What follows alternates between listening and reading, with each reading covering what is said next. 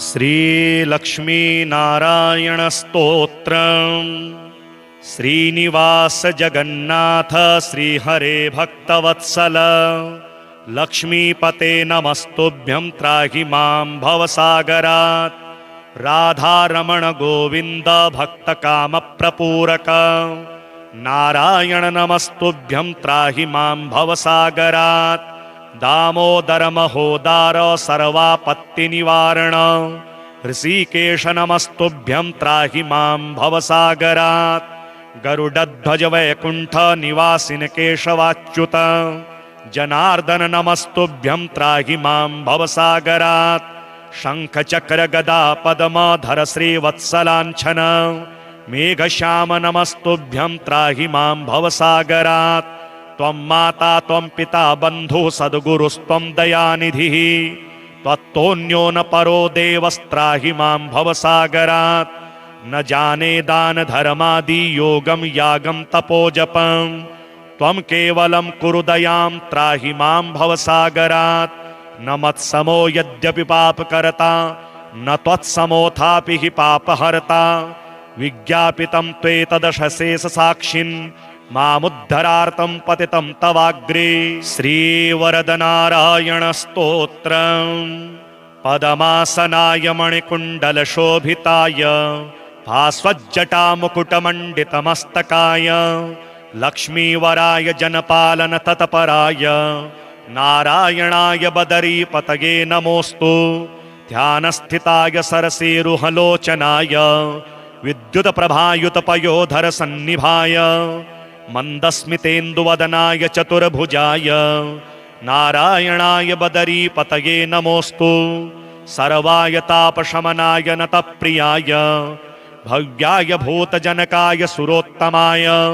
शर्वाय सर्वदमनाय मनोहराय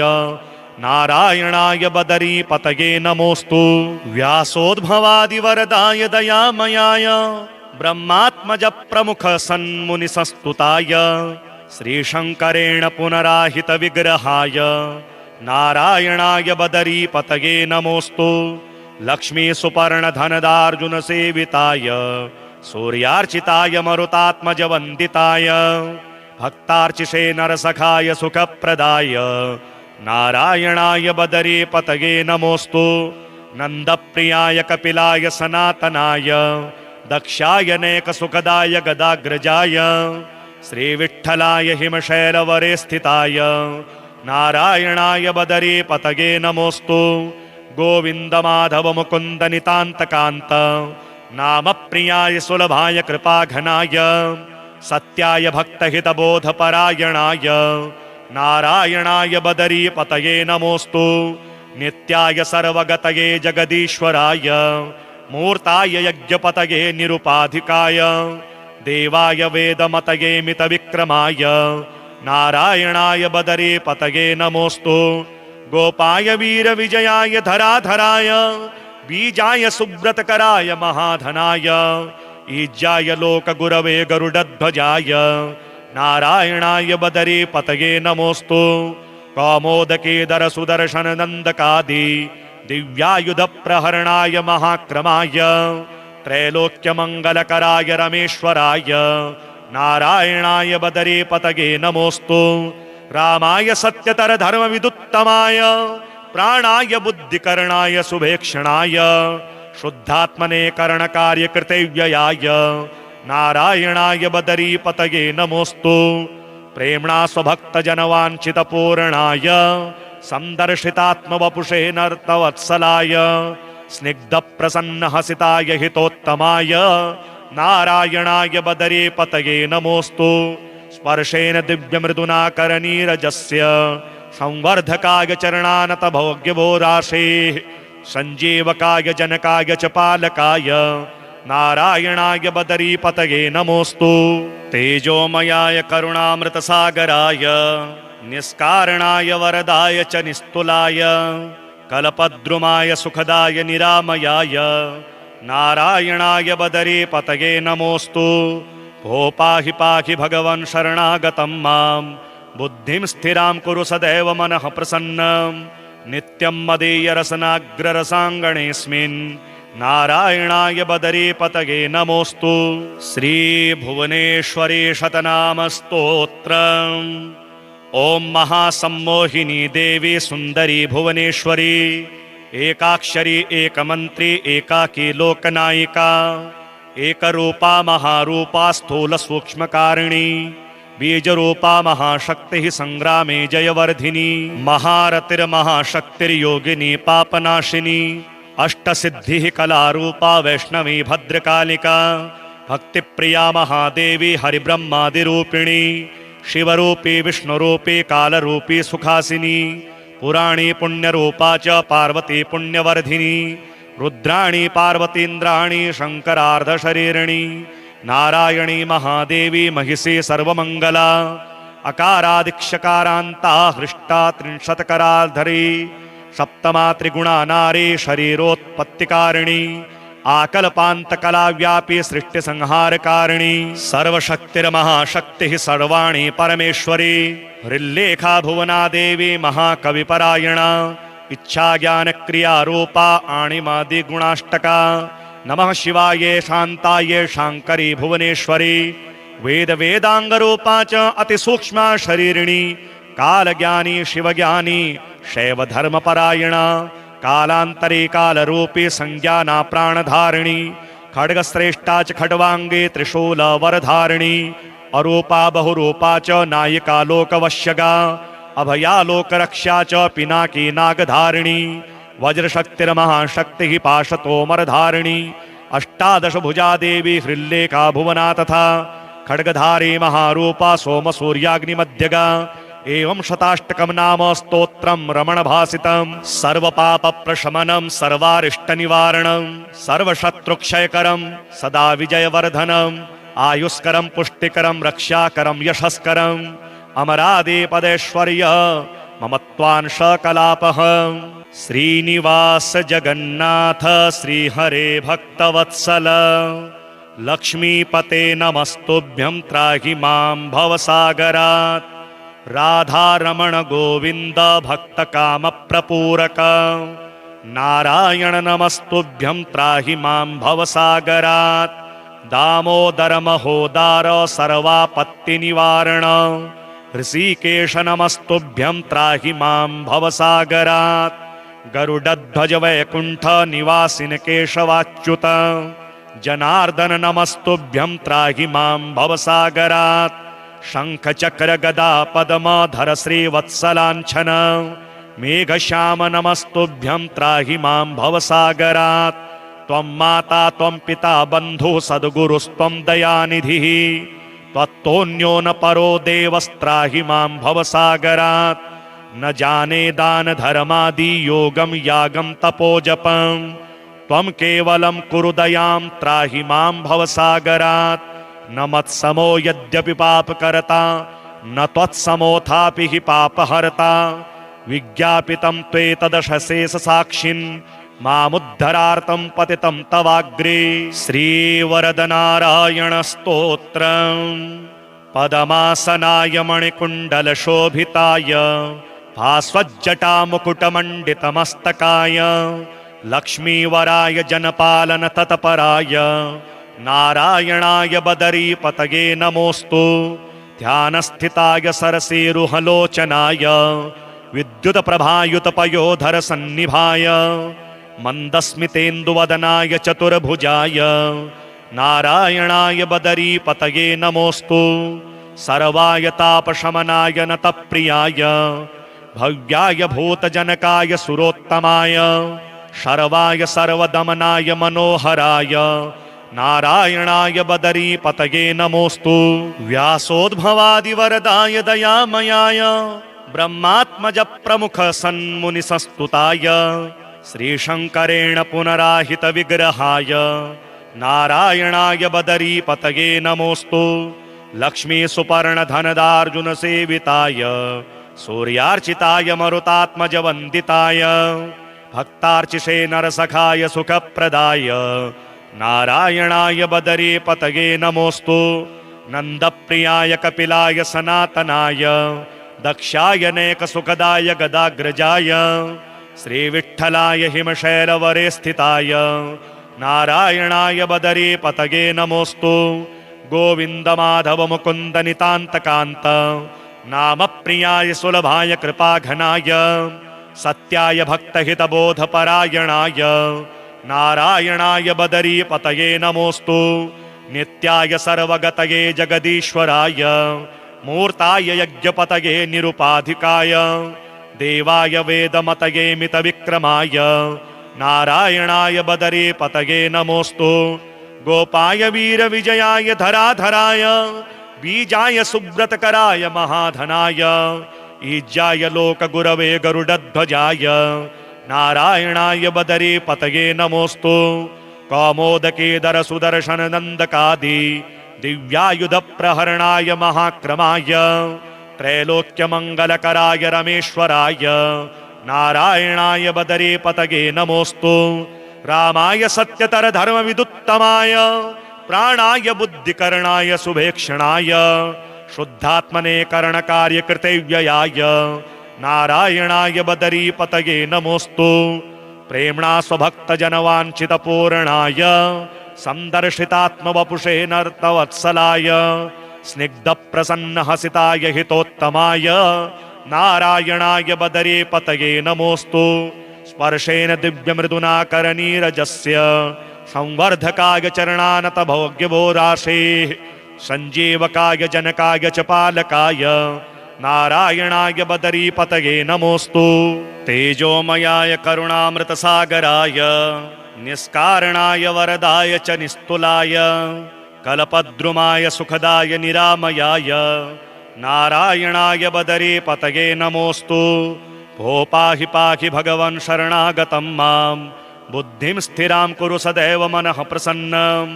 नित्यं मदीयरसनाग्ररसाङ्गणेऽस्मिन् नारायणाय बदरी पतये नमोस्तु श्रीभुवनेश्वरी शतनामस्तोत्रम्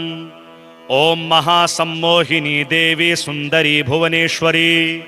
एकाक्षरी एकमन्त्री एकाकी लोकनायिका एकरूपा महारूपा स्थूल सूक्ष्मकारिणी बीजरूपा महाशक्तिः संग्रामे जयवर्धिनी महारतिर्महाशक्तिर्योगिनी पापनाशिनी अष्टसिद्धिः कलारूपा वैष्णवी भद्रकालिका भक्तिप्रिया महादेवी हरिब्रह्मादिरूपिणी शिवरूपी विष्णुरूपी कालरूपी सुखासिनी पुराणी पुण्यरूपा च पार्वती पुण्यवर्धिनी रुद्राणी पार्वतीन्द्राणी शङ्करार्धशरीरिणी नारायणी महादेवी महिषी सर्वमङ्गला अकारादिक्षकारान्ता हृष्टा त्रिंशत्कराधरी सप्तमा त्रिगुणा नारी शरीरोत्पत्तिकारिणी आकल्पान्तकलाव्यापी सृष्टिसंहारकारिणी सर्वशक्तिर्महाशक्तिः सर्वाणि परमेश्वरी हृल्लेखा भुवना देवी महाकविपरायणा इच्छाज्ञानक्रियारूपा आणिमादिगुणाष्टका नमः शिवाय शान्ताय शाङ्करी भुवनेश्वरी वेदाङ्गरूपा च अतिसूक्ष्मा शरीरिणी कालज्ञानी शिवज्ञानी शैवधर्मपरायणा कालान्तरे कालरूपी संज्ञाना प्राणधारिणी खड्गश्रेष्ठा च खड्वाङ्गे त्रिशूलवरधारिणी अरूपा बहुरूपा च नायिका लोकवश्यगा अभया लोकरक्षा च पिनाकी नागधारिणी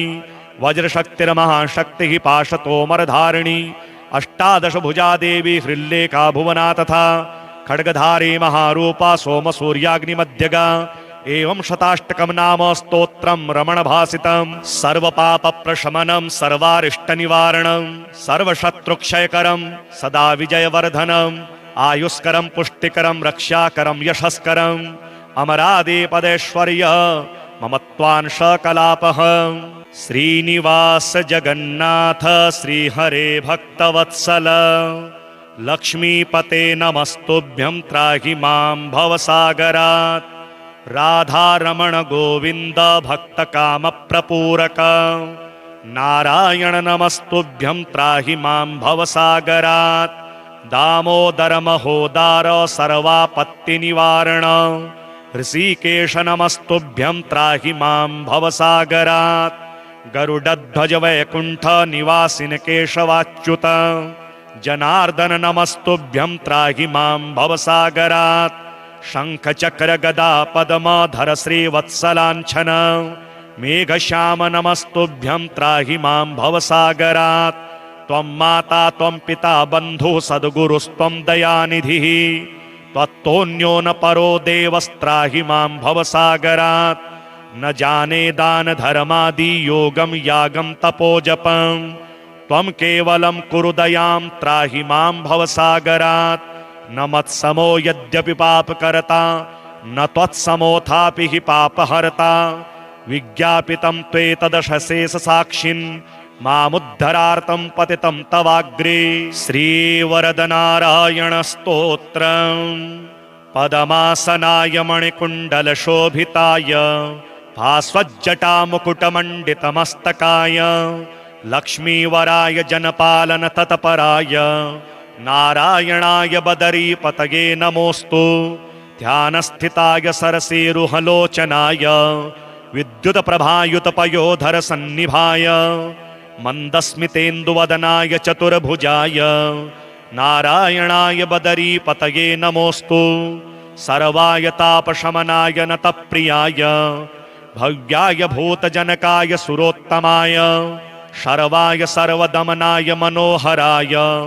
नारायणाय बदरीपतये नमोऽस्तु व्यासोद्भवादिवरदाय दयामयाय ब्रह्मात्मज प्रमुख सन्मुनिसंस्तुताय श्रीशङ्करेण पुनराहित विग्रहाय नारायणाय बदरीपतये नमोऽस्तु लक्ष्मी सुपर्ण धनदार्जुन सेविताय सूर्यार्चिताय मरुतात्मज वन्दिताय भक्तार्चिषे नरसखाय सुखप्रदाय नारायणाय बदरीपतये नमोऽस्तु नन्दप्रियाय कपिलाय सनातनाय दक्षाय नेकसुखदाय गदाग्रजाय श्रीविठ्ठलाय हिमशैलवरे स्थिताय नारायणाय बदरीपतये नमोऽस्तु गोविन्द माधव मुकुन्द नितान्तकान्त नामप्रियाय सुलभाय कृपाघनाय सत्याय भक्तहितबोधपरायणाय नारायणाय बदरीपतये नमोऽस्तु नित्याय सर्वगतये जगदीश्वराय मूर्ताय यज्ञपतये निरुपाधिकाय देवाय वेदमतये मितविक्रमाय नारायणाय बदरीपतये नमोऽस्तु गोपाय वीरविजयाय धराधराय बीजाय सुब्रतकराय महाधनाय ईज्याय लोकगुरवे गरुडध्वजाय नारायणाय बदरीपतये नमोऽस्तु कौमोदकेदर सुदर्शन नन्दकादि दिव्यायुधप्रहरणाय महाक्रमाय त्रैलोक्यमङ्गलकराय रमेश्वराय नारायणाय बदरीपतये नमोऽस्तु रामाय सत्यतर धर्मविदुत्तमाय प्राणाय बुद्धिकरणाय शुभेक्षणाय शुद्धात्मने करणकार्यकृतव्ययाय नारायणाय बदरीपतये नमोऽस्तु प्रेम्णा स्वभक्तजनवाञ्छितपूर्णाय सन्दर्शितात्मवपुषे नर्तवत्सलाय स्निग्धप्रसन्नहसिताय हितोत्तमाय नारायणाय बदरीपतये नमोऽस्तु स्पर्शेन दिव्यमृदुना करनीरजस्य संवर्धकाय चरणानत भोग्यभोराशेः सञ्जीवकाय जनकाय च पालकाय नारायणाय बदरीपतये नमोऽस्तु तेजोमयाय करुणामृतसागराय निष्कारणाय वरदाय च निस्तुलाय कल्पद्रुमाय सुखदाय निरामयाय नारायणाय बदरीपतये नमोऽस्तु भो पाहि पाहि भगवन् शरणागतं मां बुद्धिं स्थिरां कुरु सदैव मनः प्रसन्नं नित्यं मदीयरसनाग्ररसाङ्गणेऽस्मिन् नारायणाय बदरीपतये नमोऽस्तु श्रीभुवनेश्वरी शतनामस्तोत्रम्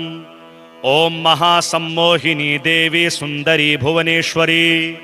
एकाक्षरी एकमन्त्री एकाकी लोकनायिका एकरूपा महारूपा स्थूलसूक्ष्मकारिणी बीजरूपा महाशक्तिः संग्रामे जयवर्धिनी महारतिर्महाशक्तिर्योगिनी पापनाशिनी अष्टसिद्धिः कलारूपा वैष्णवी भद्रकालिका भक्तिप्रिया महादेवी हरिब्रह्मादिरूपिणी शिवरूपी विष्णुरूपी कालरूपी सुखासिनी पुराणी पुण्यरूपा च पार्वती पुण्यवर्धिनी रुद्राणी पार्वतीन्द्राणी शङ्करार्धशरीरिणी नारायणी महादेवी महिषी सर्वमङ्गला अकारादिक्षकारान्ता हृष्टा त्रिंशत्कराधरी सप्तमा त्रिगुणा नारी शरीरोत्पत्तिकारिणी आकल्पान्तकलाव्यापी सृष्टिसंहारकारिणी सर्वशक्तिर्महाशक्तिः सर्वाणि परमेश्वरी हृल्लेखा भुवना देवी महाकविपरायणा इच्छाज्ञानक्रियारूपा आणिमादिगुणाष्टका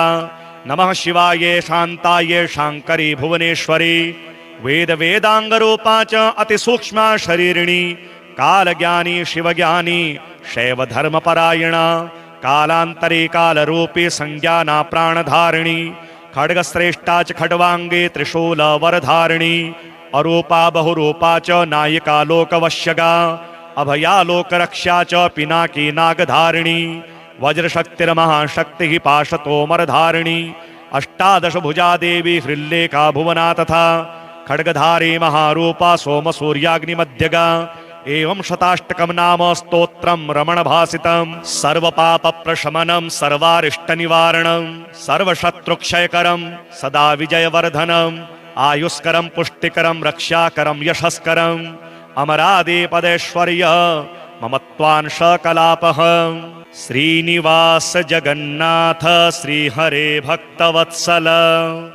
लक्ष्मीपते नमस्तुभ्यं त्राहि मां भवसागरात् राधारमण गोविन्द भक्तकामप्रपूरक नारायण नमस्तुभ्यं त्राहि मां भवसागरात् दामोदर महोदार सर्वापत्तिनिवारण ऋषिकेश नमस्तुभ्यं त्राहि मां भवसागरात् गरुडध्वज वैकुण्ठ निवासिन केशवाच्युत जनार्दन नमस्तुभ्यं त्राहि मां भवसागरात् शङ्खचक्र गदा पद्मधर श्रीवत्सलाञ्छन मेघश्याम नमस्तुभ्यं त्राहि मां भवसागरात् त्वं माता त्वं पिता बन्धुः सद्गुरुस्त्वं दयानिधिः त्वत्तोऽन्यो न परो देवस्त्राहि मां भवसागरात् न जाने दान धर्मादि योगं यागं तपोजपं त्वं केवलं कुरु दयां त्राहि मां भवसागरात् न मत्समो यद्यपि पापकर्ता न त्वत्समोऽथापि हि पापहर्ता विज्ञापितं त्वेतदशशेषसाक्षिन् मामुद्धरार्तं पतितं तवाग्रे श्रीवरदनारायण स्तोत्रम् पदमासनाय मणिकुण्डलशोभिताय भास्वज्जटामुकुटमण्डितमस्तकाय लक्ष्मीवराय जनपालन तत्पराय नारायणाय बदरीपतये नमोऽस्तु ध्यानस्थिताय सरसीरुहलोचनाय विद्युतप्रभायुतपयोधर सन्निभाय मन्दस्मितेन्दुवदनाय चतुर्भुजाय नारायणाय बदरीपतये नमोऽस्तु सर्वाय तापशमनाय नतप्रियाय भव्याय भूतजनकाय सुरोत्तमाय शर्वाय सर्वदमनाय मनोहराय नारायणाय बदरीपतये नमोऽस्तु व्यासोद्भवादिवरदाय दयामयाय ब्रह्मात्मज प्रमुख सन्मुनिसस्तुताय श्रीशङ्करेण पुनराहित विग्रहाय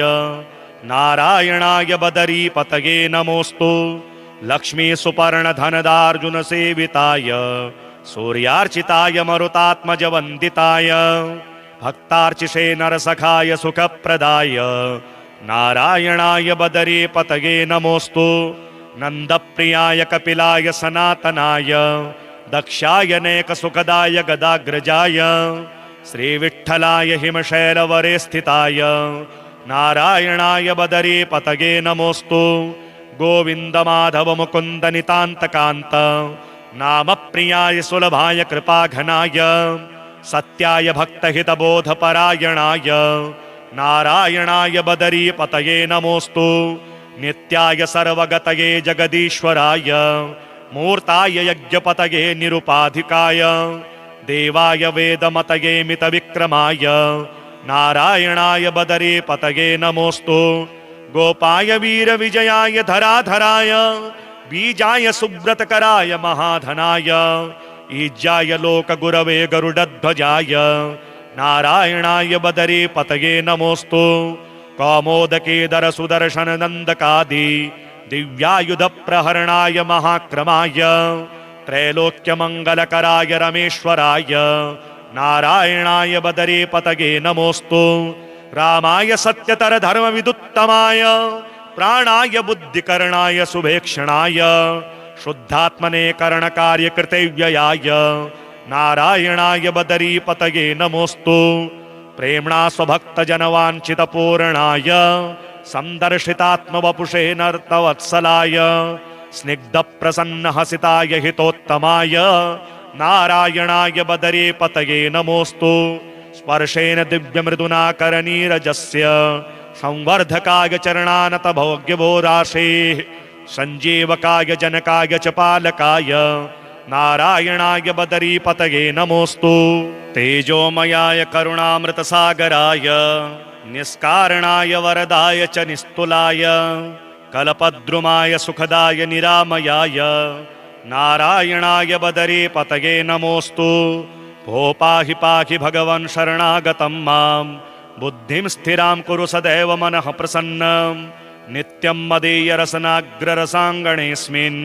नारायणाय बदरी पतये नमोस्तु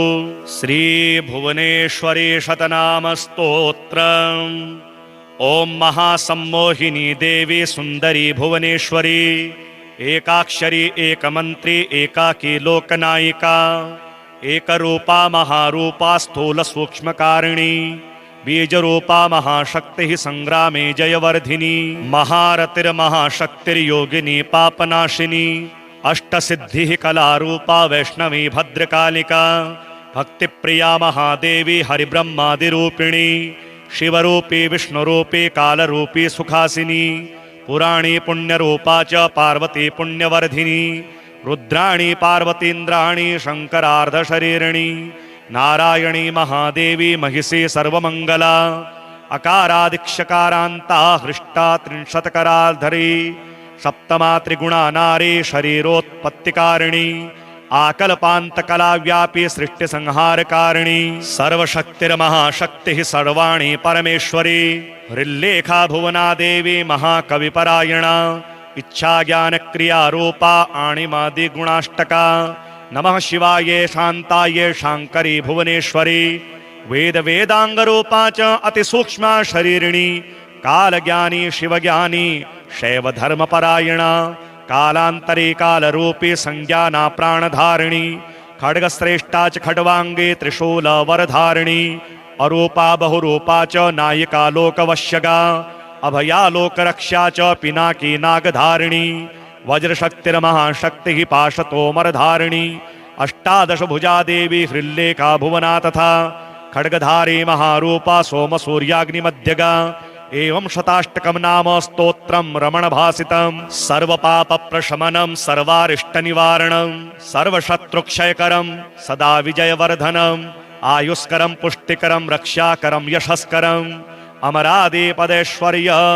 ममत्वांशकलापः श्रीनिवास जगन्नाथ श्रीहरे भक्तवत्सल लक्ष्मीपते नमस्तुभ्यं त्राहि मां भवसागरात् राधारमण गोविन्द भक्तकामप्रपूरक नारायण नमस्तुभ्यं त्राहि मां भवसागरात् दामोदर महोदार सर्वापत्तिनिवारण ऋषिकेश नमस्तुभ्यं त्राहि मां भवसागरात् गरुडध्वज वैकुण्ठ निवासिन केशवाच्युत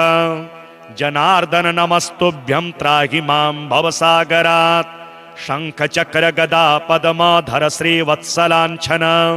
मेघश्याम नमस्तुभ्यं त्राहि मां भवसागरात् त्वं माता त्वं पिता बन्धुः सद्गुरुस्त्वं दयानिधिः त्वत्तोऽन्यो न परो देवस्त्राहि मां भवसागरात् न जाने दान धर्मादि योगं यागं तपोजपं त्वं केवलं कुरु दयां त्राहि मां भवसागरात् न मत्समो यद्यपि पापकर्ता न त्वत्समोऽथापि हि पापहर्ता विज्ञापितं त्वेतदशशेषसाक्षिन् मामुद्धरार्तं पतितं तवाग्रे श्रीवरदनारायण स्तोत्रम् पदमासनाय मणिकुण्डलशोभिताय भास्वज्जटामुकुटमण्डितमस्तकाय लक्ष्मीवराय जनपालन तत्पराय नारायणाय बदरीपतये नमोऽस्तु। ध्यानस्थिताय सरसीरुहलोचनाय विद्युतप्रभायुतपयोधर सन्निभाय मन्दस्मितेन्दुवदनाय चतुर्भुजाय नारायणाय बदरीपतये नमोऽस्तु। सर्वाय तापशमनाय नतप्रियाय भव्याय भूतजनकाय सुरोत्तमाय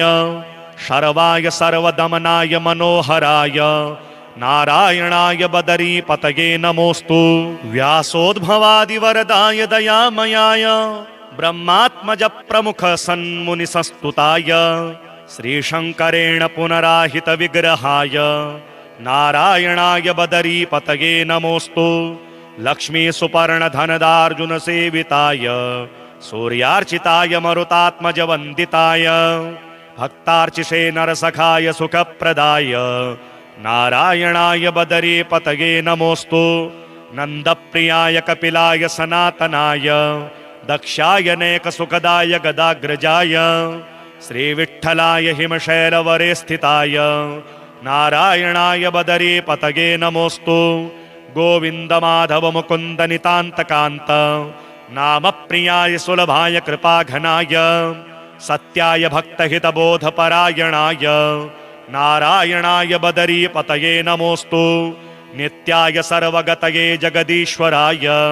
मूर्ताय यज्ञपतये निरुपाधिकाय देवाय वेदमतये मितविक्रमाय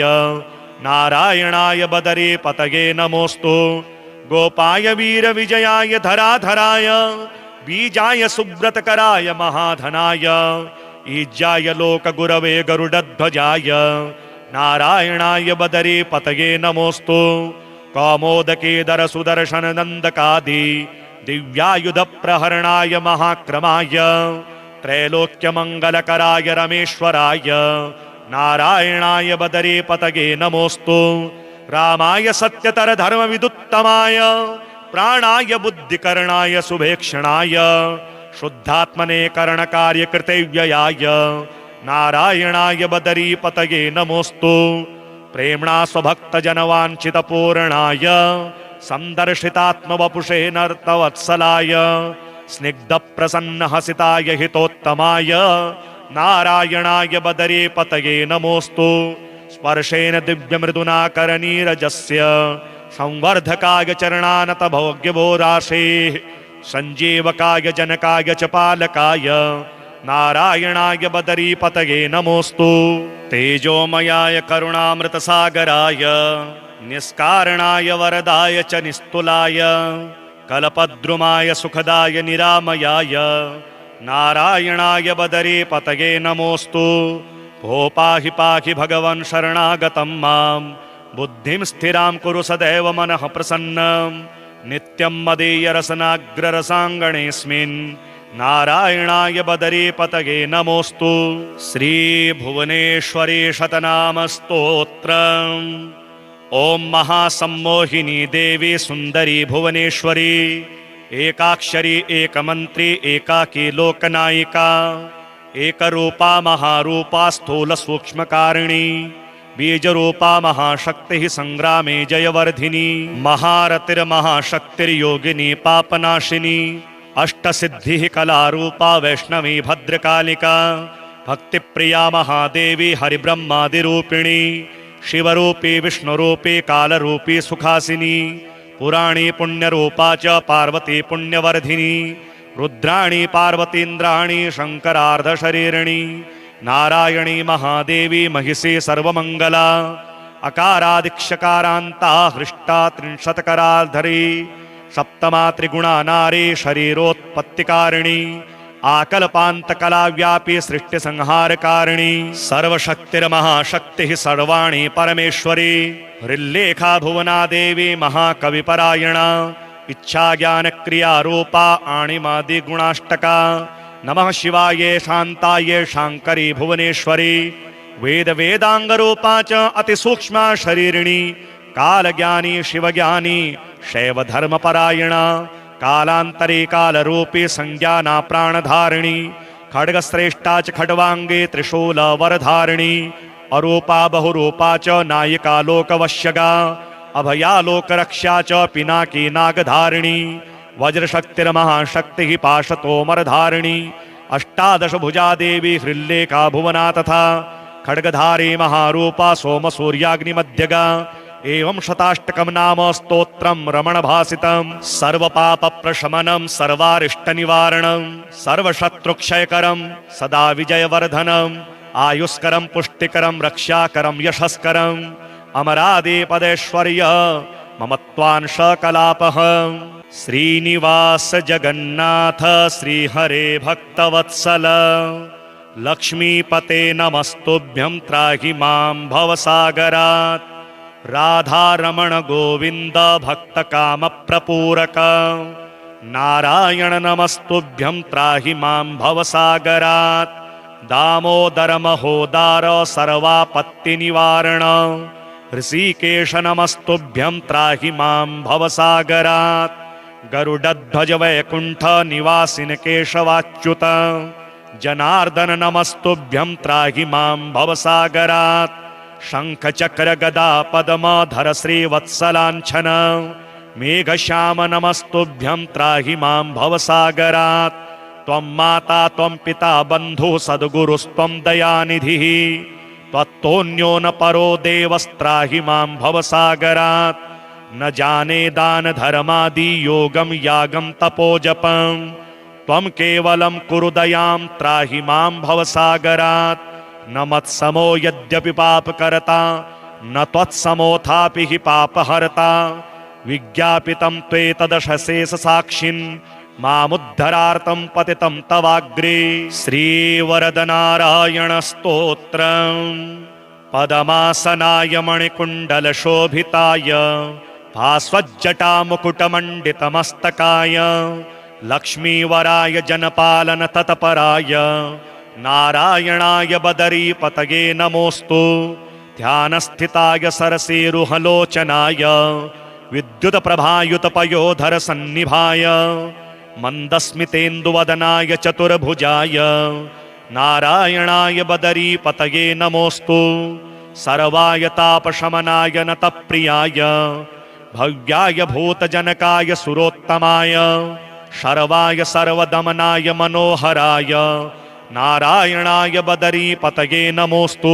व्यासोद्भवादिवरदाय दयामयाय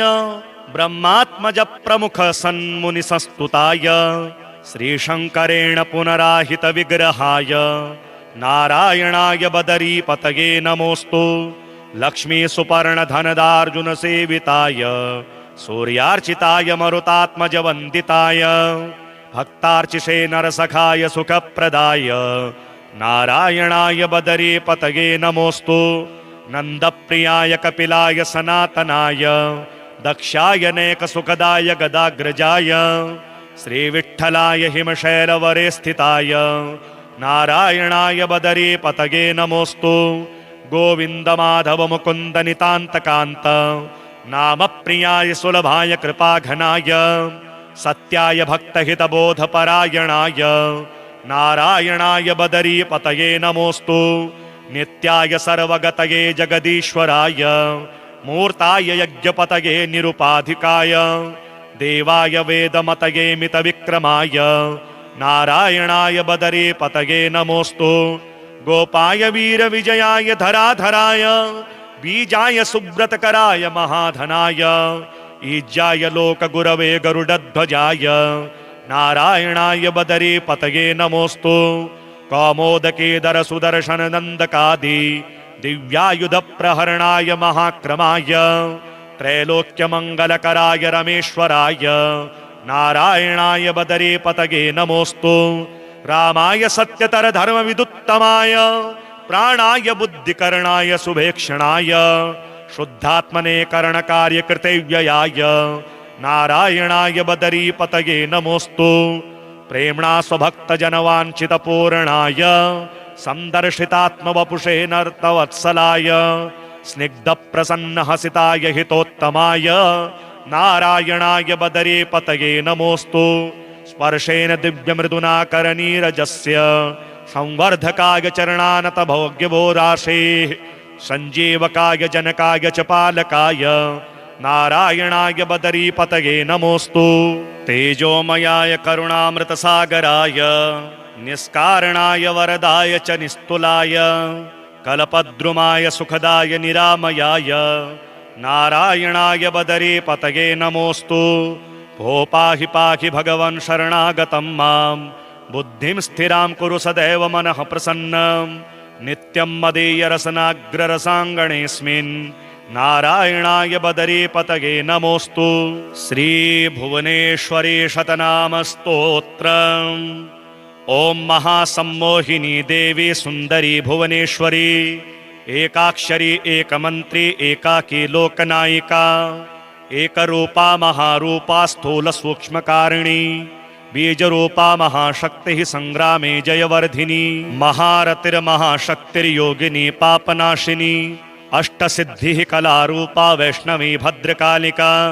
भक्तिप्रिया महादेवी हरिब्रह्मादिरूपिणी शिवरूपी विष्णुरूपी कालरूपी सुखासिनी पुराणी पुण्यरूपा च पार्वती पुण्यवर्धिनी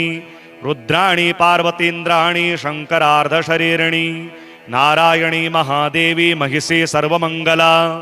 अकारादिक्षकारान्ता हृष्टा त्रिंशत्कराधरी सप्तमा त्रिगुणा नारी शरीरोत्पत्तिकारिणी आकल्पान्तकलाव्यापी सृष्टिसंहारकारिणी सर्वशक्तिर्महाशक्तिः सर्वाणि परमेश्वरी हृल्लेखा भुवना देवी महाकविपरायणा इच्छाज्ञानक्रियारूपा आणिमादिगुणाष्टका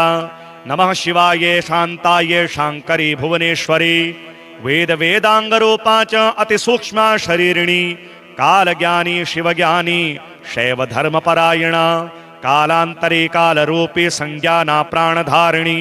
खड्गश्रेष्ठा च खड्वाङ्गी त्रिशूलवरधारिणी अरूपा बहुरूपा च नायिका लोकवश्यगा अभया लोकरक्षा च पिनाकी नागधारिणी वज्रशक्तिर्महाशक्तिः पाशतोमरधारिणी अष्टादश भुजा देवी हृल्लेखा भुवना तथा खड्गधारी महारूपा सोमसूर्याग्निमध्यगा एवं शताष्टकं नाम स्तोत्रं रमणभासितं सर्वपापप्रशमनं सर्वारिष्टनिवारणं सर्वशत्रुक्षयकरं सदा विजयवर्धनम् आयुष्करं पुष्टिकरं रक्षाकरं यशस्करम् अमरादिपदैश्वर्य ममत्वांशकलापः श्रीनिवास जगन्नाथ श्रीहरे भक्तवत्सल लक्ष्मीपते नमस्तुभ्यं त्राहि मां भवसागरात् राधारमण गोविन्द भक्तकामप्रपूरक नारायण नमस्तुभ्यं त्राहि मां भवसागरात् दामोदर महोदार सर्वापत्तिनिवारण